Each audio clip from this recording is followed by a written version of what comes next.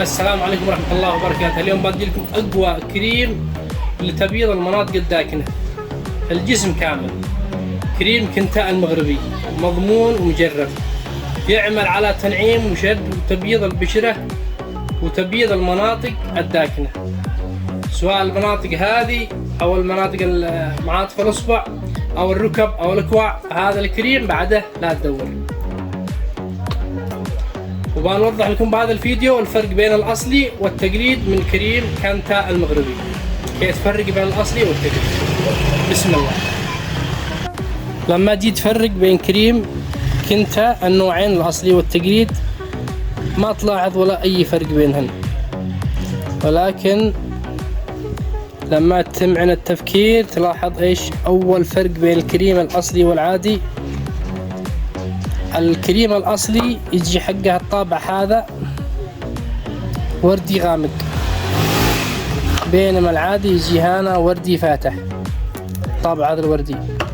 ثاني تفريق هو إيش؟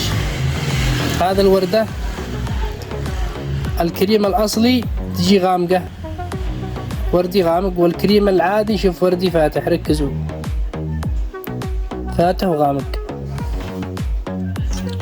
ثالث فرق الكتابة العربية، هذه التعليمات شوف هذه واضحة، أما هذه باهتة ماش واضحة كثير. هذا التقليد ماش واضحة، أما الأصلي تجي الكتابة التعليمات واضحة بشكل قوي. هذا ثالث فرق. أما رابع فرق هو إيش؟ الكتابة بيبي هذه التقليد تكون واضحة، الأصلي تكون باهتة.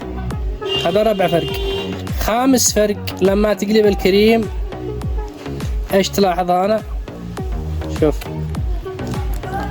هذه التقليد ما فيش لها هنا نقطة بيضاء، الأصلي تجي لها هنا نقطة بيضاء، كثير ما حد يركز. شوف هذا النقطة البيضاء تكون في الأصلي، أما التقليد ما فيش فيه نقطة بيضاء. أما الاختلاف الأخير لما جيت تستخدم الأصلي، كريم الأصلي تمام، هذا الأصلي جربنا يضيع ينشف سريع وتكون ريحته ايش يعني ماش مزعجة. أما التقليد لما تجربه في البشرة ينحسه تمام ما يضيعش، يظلي على ما هو الكريم. هذا التقليد ظلي هكذا البقع بيضاء وتكون ريحته ايش مزعجة أو قارحة قوي. هذا والسلام عليكم ورحمة الله وبركاته، ودمتم في رعاية الله.